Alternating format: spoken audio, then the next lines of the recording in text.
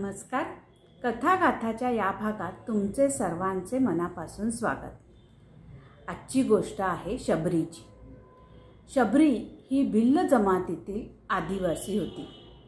शबर राजाची ती कन्या होती. शबर हा भिल्ल जमातीचा राजा होता. शबरी दिसायला अतिशय सामान्य पण मनाने मात्र अतिशय सुंदर होती. शबर राजाने तिचा विवाह सुनिश्चित केला होता आणि आदिवासी समाजामध्ये अशी एक प्रथा होती की कोणत्याही चांगल्या कार्याच्या आरंभी ते मुक्या जनावरांचा बली देत असत. या प्रथेनुसार शबर राजाने तिच्या विवाहाच्या एक दिवस आधी 100 बकऱ्याचा बली देण्याचे ठरवले.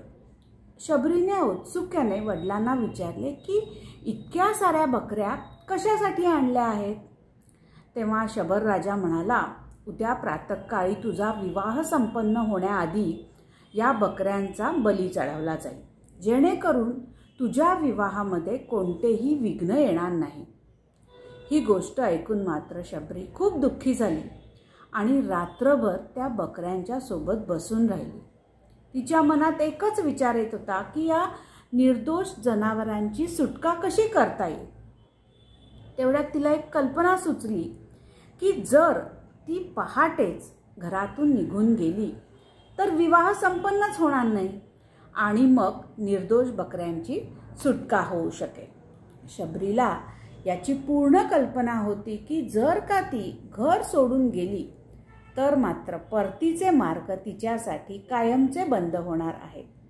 तरी सुद्धा शबरीने स्वतःचा विचार न करता निर्दोष मुक्या जनावरांचा विचार केला. घरातून निघून जाऊन शबरी घनदाट जंगलात पोचली. जंगलात अशीच भटकत राहिली. शिक्षण प्राप्त करण्याच्या उद्देशाने अनेक गुरुजनांच्या आश्रमात तिने विचारणा केली, पण शबरी ही आदिवासी जमातीची असल्याने त्यावेळेच्या जाती व्यवस्थेनुसार तिला शिष्यत्व देण्यास अनेक ऋषीमुनींनी नकार दिला. मग असेच भटकत असता ती मातंग ऋषींच्या आश्रमात पोचली. तिथे तिने शिक्षण घेण्याची इच्छा प्रकट केली. मातंग ऋषींनी आपल्या गुरुकुलात शबरीला स्थान दिले. आता इतर ऋषीमुनींना मात्र मातंग ऋषींची ही कृती रुचली नाही, पण मातंग ऋषी आपल्या निर्णयावर ठाम राहिले. शबरीने गुरुकुलातील सर्व चालीरीती आचरणात आणल्या आणि दिवस रात्र गुरुसेवेत मग्न राहिली. शिक्षण ग्रहण करता करता आश्रमातील इतर काही कामेही, जसं काही आश्रमाची सफाई असेल, गौशाळेची देखरेख, भोजन व्यवस्था, यात सर्वांमध्ये ती लक्ष घालू लागली. बघता बघता खूप वर्षे निघून गेली आणि मातंग ऋषी शबरीच्या गुरुभक्तीने खूप प्रसन्न झाले. मातंग ऋषी आता वृद्धत्वाकडे झुकू लागले होते. त्यांनी एक दिवस शबरीला आपल्या जवळ बोलवले आणि म्हणाले की माझे शरीर आता दुर्बल होत चालले आहे, त्यामुळे मी देहत्याग करू इच्छितो, पण त्याआधी मी तुला आशीर्वाद देऊ इच्छितो. मुली, तुला माझ्याकडून काय हवे आहे. तेव्हा डोळ्यात अश्रू आणून शबरी म्हणाली, गुरुवर्य, तुम्ही मला पित्या समान आहात. तुमच्यामुळेच आज मी जिवंत राहू शकले आहे. तेव्हा तुमच्याबरोबर तुम्ही मला सुद्धा न्यावे. मातंग ऋषी यावर शबरीला म्हणाले की मुली, ते शक्य नाही.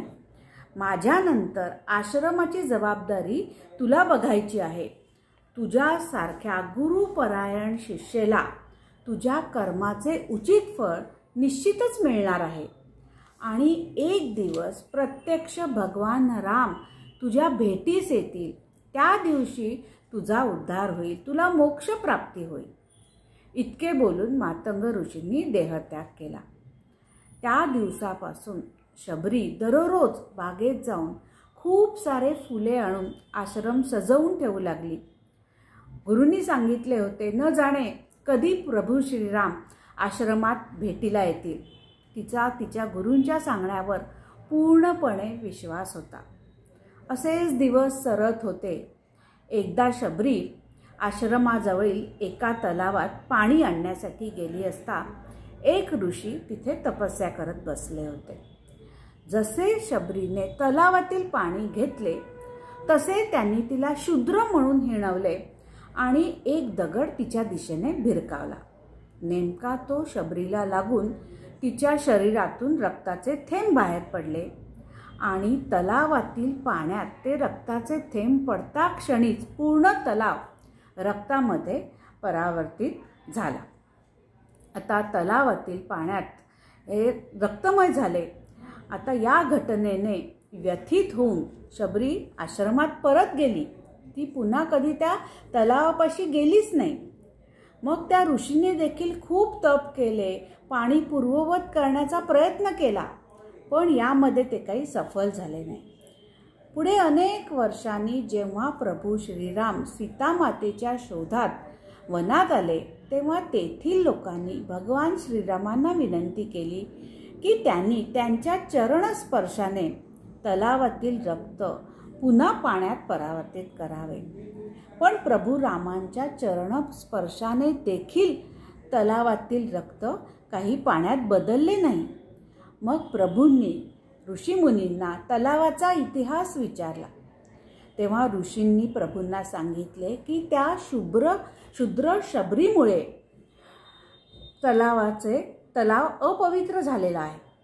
तेव्हा प्रभूंनी दुःखित होऊन त्यांना सांगितले, मुनिवर, हे जे रक्त आहे ते देवी शबरीचे नाही तर आमच्या हृदयाचे आहेत, ज्याला तुम्ही तुमच्या शब्दांनी घायाळ केले आहे.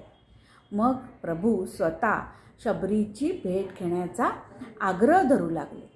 प्रभू राम आले आहेत हे जेव्हा शबरीला समजले तेव्हा तिचा आनंद गगनात मावेनासा झाला आणि ती धावत त्यांना भेटण्यासाठी तलावाच्या दिशेने आली.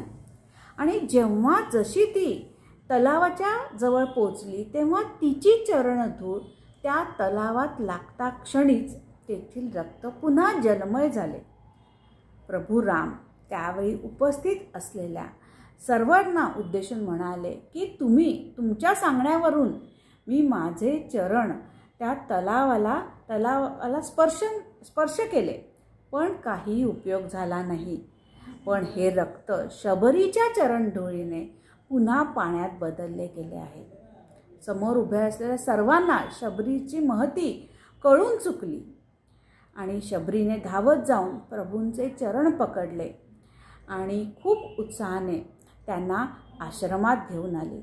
ती त्यांना म्हणाली की माझ्या गुरूंच्या इच्छेची परिपूर्ती आज झालेली आहे. रोजच्याप्रमाणे तिने आजही आश्रम सजवून ठेवला होता आणि रानमेवा म्हणून बोरे आणली होती. आणि जेव्हा तिने ती बोरे प्रभू रामांना खायला दिली तेव्हा लक्ष्मण प्रभू रामांना म्हणाले की ही तर बोरे चाखून पाहिलेली आहेत. तेव्हा प्रभू लक्ष्मणास म्हणाले की लक्ष्मणा, यामध्ये जे भक्तिप्रेम आहेत त्यामुळे ही बोरे जास्तच गोड लागत आहेत. मातंग ऋषींच्या सांगण्यानुसार शबरीला प्रभू रामांच्या दर्शनानंतर मोक्ष प्राप्ती होणार होती. शबरीने तिच्या योग साधनेद्वारे प्रभू रामांना दक्षिण दिशेस जायचा संकेत दिला, कारण तिथेच हनुमान आणि सुग्रीव यांची भेट होणार होती. त्याच्यामुळे कुठल्याही संकेत द्यायचा असेल त्याला शबरी संकेत असे म्हटले जाते. आणि मग योग सामर्थ्याने तिने स्वतःच्या नश्वर देहाचा त्याग करून परमात्म्यात विलीन झाली. तर आजची ही शबरीची गोष्ट तुम्हाला आवडली असेल तर लाईक करा, शेअर करा आणि आपल्या चॅनलला सबस्क्राईब करा. धन्यवाद.